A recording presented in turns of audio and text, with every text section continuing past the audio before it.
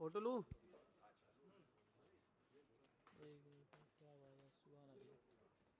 अरे भैया सर रुके रुके रुके रुके रुके रुके रुके रुके अरे रुक जा। डायरेक्ट ट्रक लेके आते हैं। Okay done.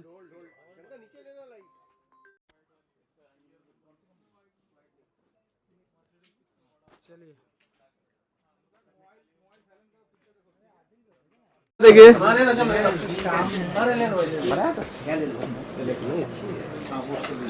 तो मैं फोटो नहीं लेता हूँ। मैं नहीं लेता हूँ फोटो। हाँ ठीक है उसको लेना।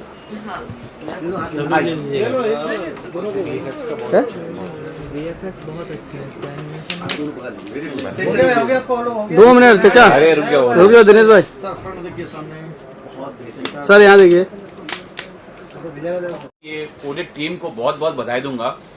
मेरे नज़र में ये पहली फिल्म है जो किसी धर्म को के प्रति एक अलग नजरिया से देखा मैंने और बहुत अच्छा लगा सर।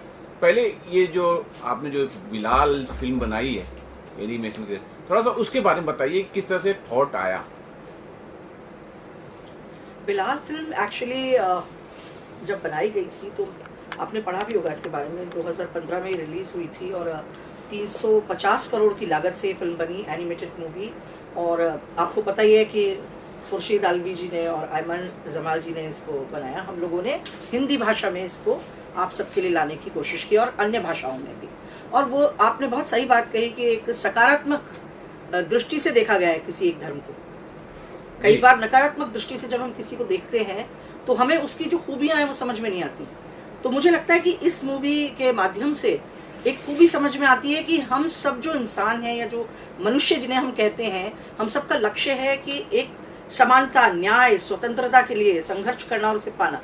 और इस मूवी के माध्यम से ये बहुत ही सुंदर जो संदेश है वो सब तक पहुंचेगा।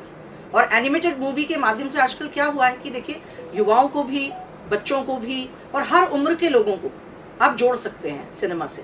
और OTT प्लेटफॉर्म पर कोई भी फिल्म आने का मतलब ये होता है कि आपकी हथेली पर रखी है वो फिल्म, आप जब चाहें उसे देख सकते हैं। बाकी जगहों पर उसकी एक सीमा होती है, एक लिमिटेशन है, रेस्ट्रिक्शंस है कि मैं सिनेमा हॉल में मुझे टिकट्स मिलते हैं कि नहीं मिलते हैं, मैं कब जाऊं, मेरे पास कब टाइम है कब नहीं है। ये आपके पास है, आपके मोबाइल पर है, आप जब चाहें इससे देख सकते हैं। ये बिलाल फिल्म जो बनाने का जो उद्देश्य था वो यही रहा कि दुनिया में लोगों को बहुत सी चीजें दिख रही हैं किसी खास धर्म के बारे में, लेकिन ये नहीं पता चल रहा कि किसने उसकी किस तरह शुरुआत की, उसके लक्ष्य क्या थे, उसके उद्देश्य कितने खूबसूरत थे। धीरे धीरे धीरे धीरे कैसे विसंगतियां और विकृतियां तो हमें दिखती हैं, लेकिन उसमें जो सकारात्मकता है वो देखने की इस फिल्म के माध्यम से कोशिश की गई है। सर आपसे जानना चाहूंगा कि अभी कुछ ज्यादा समय नहीं हुआ और वो चीज चल भी रही है, एक छावा फिल्म आई थी। छावा फिल्म आने के बाद एक धर्म के प्रति एक अलग नकारात्मक जो भावना चली थी, लेकिन बिलाल जो फिल्म मैंने पूरी कंप्लीट देखी है और तुरंत ही मैंने कुछ गूगल पे भी सर्च करना शुरू किया तो मुझे उसमें सकारात्मक चीज दिखी है और बहुत ज्यादा दिखी है। जरा आप कुछ बताना चाहेंगे। देखिए, कहानी को प्रेजेंट करने के तरीके अलग अलग होते हैं। एक मैं कहता हूँ कि सब मैंने अजान दी, ठीक है, मैंने ये अपने धर्म के लिए ये किया। एक ये होता है कि मैं उसको एक सिंपल सी कहानी के रूप में आपके सामने प्रेजेंट करूँ उस चीज़ को, तो वो चीज़ आपको समझ में आती है। आज मैं कहता हूँ सब एक मुस्लिम धर्म में फिल्म लेकर आ रहा हूँ, बिलाल, हजरत बिलाल पर मूवी है। मैं समझता हूँ काफ़ी लोग उसको देखना पसंद नहीं करेंगे, जहाँ धर्म का कुछ एक तरह आवरण आ जाता है, तो बहुत सारी चीज़ें ऐसी होती हैं जो कि आपको रोक लेती हैं। वहीं मैं कहता हूँ एक मैं कहानी दे रहा हूँ जहाँ की एक बच्चे के साथ बहुत जाती होती है, धीरे धीरे करके वो आगे बढ़ता है और एक नई सिस्टम को एक जागृत करता है, खड़ा करता है वो आदमी, ठीक है। उस पर मैं उसको बताता हूँ तो उसको लगेगा हाँ मैं देखता हूँ क्या है ये चीज़। फिर एंड में जाकर उसको ये तथ्य मालूम पड़ता है कि तो वास्तव में ये चीज़ घटना घटी थी, तब जाकर ये चीज़ बनी थी। वरना आज कोई भी धर्म है वो अपनी एक काफ़ी लोग उसको पसंद करते हैं, उसमें नकारात्मक भी होती है, पॉजिटिव चीज़, सब चीज़ें, दोनों चीज़ें होती हैं। तो इस फिल्म में भी यही चीज़ है। कुछ फिल्में होती हैं जो पूरा कहकर बनती है कि सब ये धर्म को लेकर बनी है, जबकि धर्म नहीं, एक उद्देश्य को लेकर बनी हुई फिल्म है।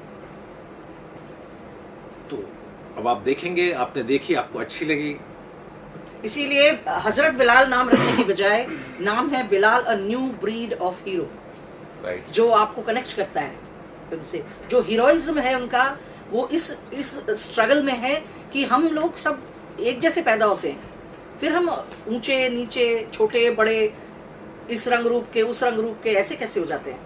तो मुझे इसकी जो आवाज़ है, वो जो एक वॉइस रेज करता है, वो है समानता की आवाज़। और समानता की आवाज़ के लिए आज से ही नहीं, हजारों सालों से कोशिश हो रही है। आपने कार्ल मार्क्स और लेनिन की कोशिश भी देखी होगी, साम्यवादी कोशिश, वो भी तो समानता के लिए। लेकिन वो जिस तरह से कोशिश कर रहे हैं, वो आपके दिल को छूती है, क्योंकि वो उस सब संघर्ष से गुजरते हैं और फिर उसके बाद उस इक्वालिटी की बात करते हैं। तो मुझे लगता है बहुत अपील करती है ये आपको। ये दूसरी बात इसमें आप ये भी समझिए कि अभी अजान का काफ़ी शहर, काफ़ी मतलब राज्यों में अजान को लेकर काफ़ी बातें हो रही हैं। अब अजान कब शुरू हुई, किसने दी पहली अजान, तो और कहाँ दी, तो वो भी एक आपको मालूम पड़ेगा कि अजान कैसे शुरू हुई। तो जो हजरत बिलाल ने जो अजान फर्स्ट अजान दी थी, उस वक्त तो मैं समझता हूँ लाउड स्पीकर कुछ नहीं हुआ करते थे, तब उनकी आवाज़ में लाखों लोग सुना करते थे उस अजान को। तो आप सोचिए कि जिस व्यक्ति ने अजान दी, उसकी कहानी लोगों को मालूम होनी चाहिए। मानसी मैम सर, क्या से लगता बात है करना चाहूँगा मैं। आज का जो यूथ जनरेशन है, तमाम जो है मॉडर्न टाइप की फिल्मों को पसंद करता है। 500 वर्ष पुराना जो हिस्ट्री है, क्या लगता है यंग जनरेशन इसको पसंद करे? अब देखिए, अभी उन्होंने बात की छावा की बात की। देखिए, हिस्ट्री हर आदमी जानना चाहता है। आज के युवा के पास इतना समय नहीं है, क्योंकि पहले तो हम लोग जब हमारे उम्र में, जब आज हम 50-60 के बीच में हैं, तो उस वक्त मनोरंजन के साधन इतने हुआ नहीं करते थे। टीवी होता था, सिर्फ दूरदर्शन देखा करते थे। आज की तारीख में गूगल इतना आपको देखने को मिल जाता है, सोशल मीडिया इतना है कि सब कुछ जानकारी मिल जाती है, लेकिन किसी के पास इतना समय नहीं है। तो लोग जानना चाहते हैं कि हिस्ट्री में तो आखिर हुआ क्या, हर धर्म, और फिर कुछ धर्म के बारे में डीप नॉलेज भी लोग लेना चाह रहे हैं। तो उस कारण से भी हमारा एक इंटरेस्ट था कि इस टाइप की पिक्चर आए तो लोगों को मालूम पड़े। और मानसी मैम, अभी सर ने कहा कि आप डिसीजन लेते हैं, और ये डिसीजन मुझे काफ़ी अच्छा लगा जो एनिमेटेड है। शायद कोई यहाँ इंसान काम करता तो वो दृष्टिकोण अलग हो सकता था। ये तो मेरा नजरिया, आप अपना नजरिया बताइए कि एनिमेटेड क्यों बनाया आपने? मेरे हिसाब से बहुत थॉट प्रोवोकिंग मूवी है, क्योंकि ये एक ट्रू स्टोरी पे आधारित है, और एनिमेटेड होने से वो बच्चों के लिए ही नहीं वो हो जाती लिमिटेड। आई थिंक कि ये एक मूवी है जो एजुकेशनल भी है, क्योंकि आपको एक हिस्टोरिकल फैक्टर भी पता चल रहा है, असली जो चीज़ें हुई हैं पहले सालों पहले। आई थिंक एनिमेटेड होना उसमें और बेटर है, क्योंकि फिर किसी पे उसकी कंट्रोवर्सी भी नहीं जगती आई थिंक। और ये सारी एजेस के लिए अप्रोप्रिएट मूवी है। I think everyone would enjoy this movie. Sir, मेरा एक सवाल है, ये कैरेक्टर जो आपने बनाया है एनिमेशन के लिए, तो वो कैरेक्टर तो पहले जो बिलाल साहब का कैरेक्टर था वो तो किसी ने देखा ही नहीं है, तो आपको कितना प्रॉब्लम हुआ ये एनिमेशन बनाने में हर कैरेक्टर को? देखिए, इस फिल्म को बनाने में 8 साल का समय लगा, और करीबन 350 करोड़ के ऊपर इसमें इन्वेस्टमेंट हुआ इस पिक्चर पर। और देखिए, बैन हुई 40 देशों ने इसको बैन किया हुआ है। और ये बताएं आपको कि 40 देश भी ज़्यादातर मुस्लिम देश हैं वो जिन्होंने इसको बैन किया हुआ है पिक्चर। तो देखिए, हम धर्म के अंदर ज़्यादा नहीं जाएं, क्योंकि धर्म के अंदर बहुत सारी ऐसी चीज़ें जो अच्छी भी होती हैं, बुरी भी होती हैं, और समय के साथ बदलती भी हैं। तो जब ये फिल्म बनाई गई तो बहुत सारी चीज़ें सोची गई, और फिर सोचने के बाद जब इसको लेकर आया गया तो फिर मार्केट का रिएक्शन भी देखा गया। यूएसए में बैन भी हो गई, इस पिक्चर को बैन कर दिया गया, फिर दोबारा कोर्टों में जाकर लड़ाई हुई, फिर वापस इसको रिलीज़ किया गया। बहुत सारी चीज़ें इसमें की गई, लेकिन इसकी खासियत ये है कि इसमें जितनी भी वॉइस आई हैं वो बहुत बड़े बड़े कलाकारों ने वॉइस दिए हैं इसमें चिरंजीवी बताएंगे आपको कि कौन से कलाकार हैं जिन्होंने वॉइस दी, जो बड़े बड़े स्टार हैं इंडस्ट्री के। इयन मैकशेन है, जिन्होंने जॉन विक में बहुत प्रथम रोल किया है, और भी कई चाइना में कहना है, हाँ वो भी है। एक और है रॉड्रिगो है जो इंडिया में वर्ल्ड फेमस है, एक और जिनके गाने सुन सुन के सब बड़े ही हुए हैं हमारी एज वाले।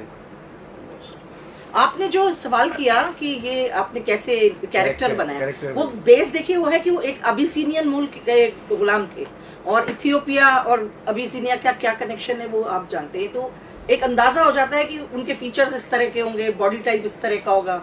उस तरह से जो एनिमेशन करने वाले लोग थे उन्होंने वो कैरेक्टर डिसाइड किया।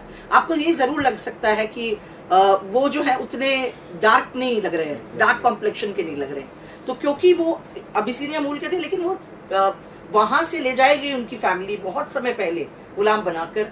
तो वो जो कैरेक्टर है वो बड़ा ध्यान रखा गया है कि इस तरह का ही दिखना चाहिए।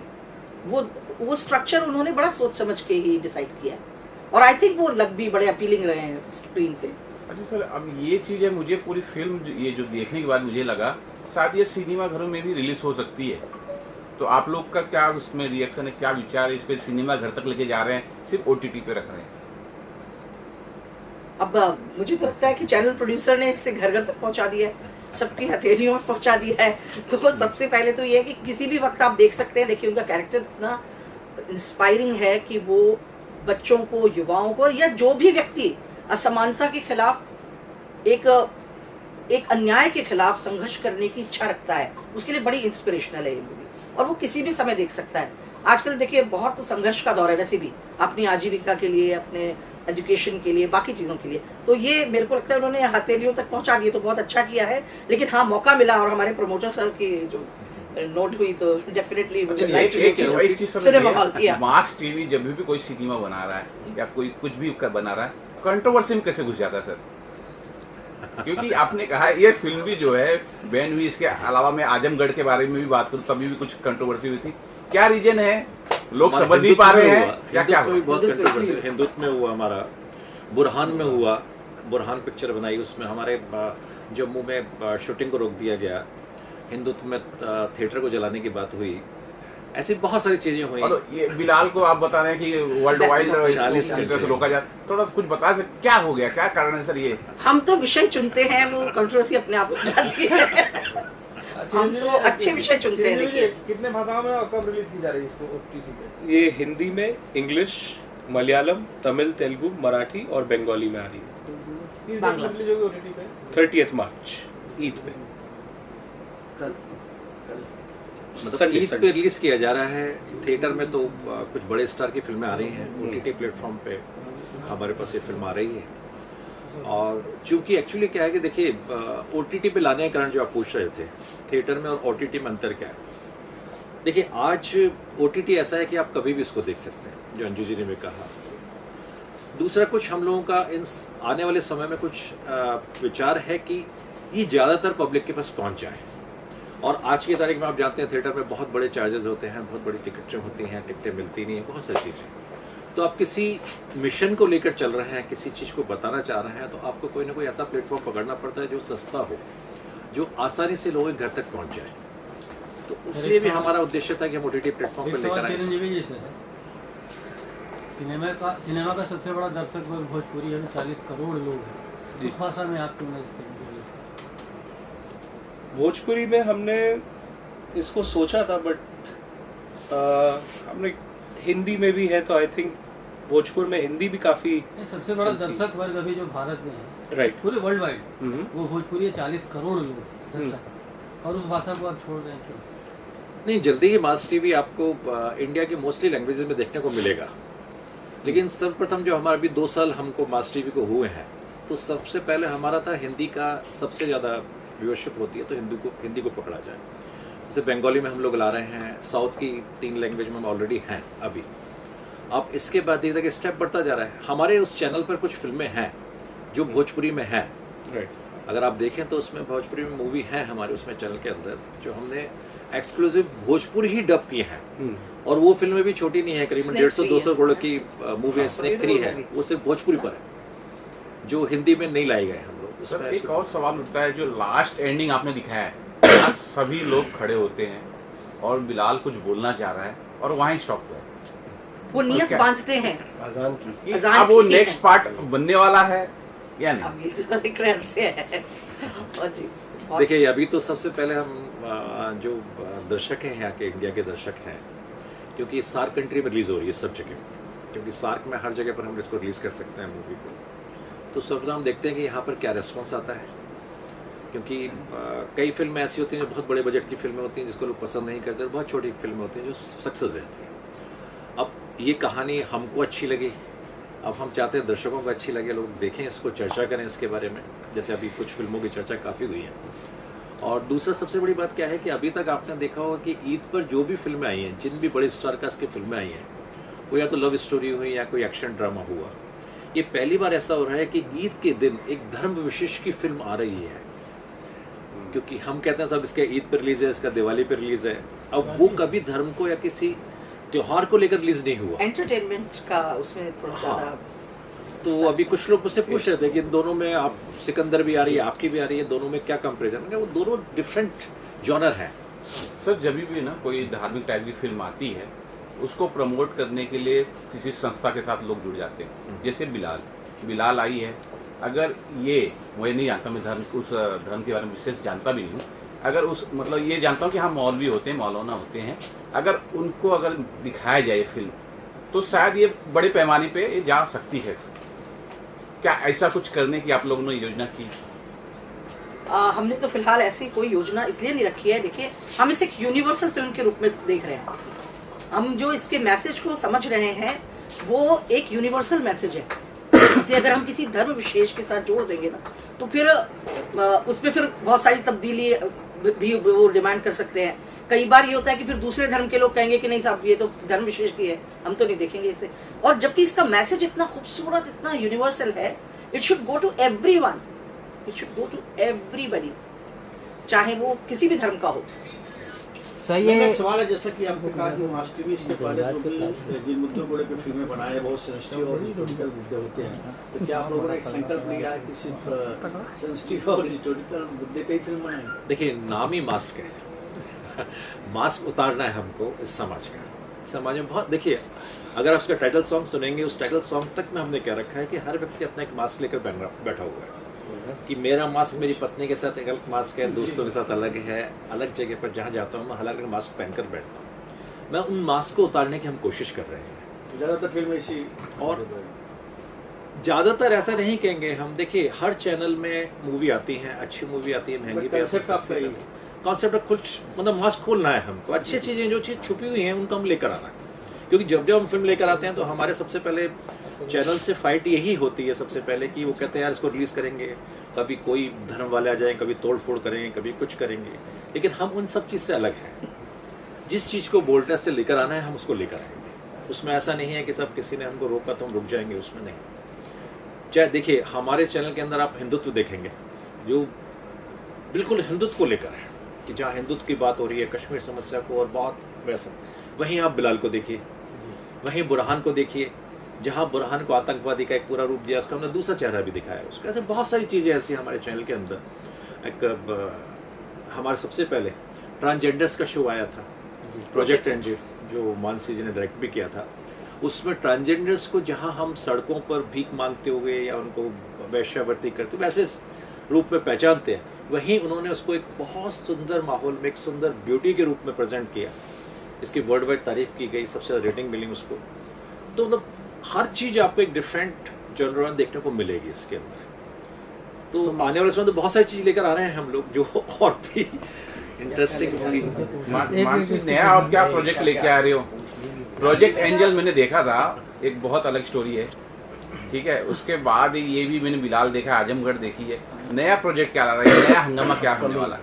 प्रोजेक्ट एंजल सीजन 2 तो सबसे पहले प्रायोरिटी में है अभी मेरे, और 2-3 सीरीज अभी मैं इन द वर्क्स हैं मेरे लिए। I want to do some nice short series and all, पर अभी के लिए I am allowing mass TV to do their job and I am allowing them to get me more content. He's asking on Mass TV's Sir, content.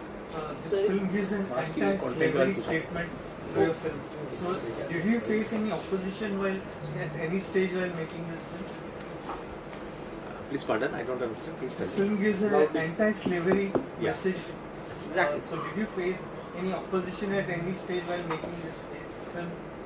When this film was being made, actually, there was an opposition by 40 countries. Actually, they didn't want this film to voice against this slavery or this thing. No, it is an old history, they said. And why are you trying to show this kind of a negative history about us? That is why it was banned. Fortunately, you got it? Mass TV has not Yeah. faced any opposition. No, we Because we but are a but no, but this movie exactly. This movie it has faced opposition from those countries which still have their monarchy and all. No, they don't And the want. animation in this film is excellent to the core of the film. So how did you manage to pull off such a great kind of animation? And what was the budget for the animation? He has told you that. This is more than 350 CR. It's already spent on the 8 years we have spent to make this movie. And all best technicians and best animators, they were working for Best this project voiceover. for 8 years. Which was the On the studio that you conducted animation? Barajaun Entertainment. It's a UAE based studio. Thank you, sir. Sir ये एक Islamic movie है जैसे आपने कहा, और इस्लाम में एक बहुत बड़ा नाम है हज़रत अली, लेकिन हज़रत अली का सर एक ही सीन रखा आपने, ऐसा क्यों? ये बेसिकली हजरत बिलाल को हम ज्यादा इसके उनके नहीं, वो तो समझ में आ गया कि हज़रत बिलाल के पीओवी से है, लेकिन उसमें सिर्फ एक ही सीन नेक्स्ट मूवी का इंतजार कीजिए, हो सकता है वहाँ कोई ना कोई स्टेटमेंट ये दो रखे आप देखे ना, नियत बांधी उन्होंने और वहाँ पर रोक दिया गया है। कुछ तो है कुछ आगे। भूख आप में रही ना उसके लिए कि नेक्स्ट में मैं देखूं आगे क्या होता है। तो फिल्मों में तो पार्ट चलते हैं एक के बाद एक। तो थोड़ा वेट कीजिए आप। बनवा देगा। थैंक यू सो मच, बहुत बहुत धन्यवाद। एक विजुअल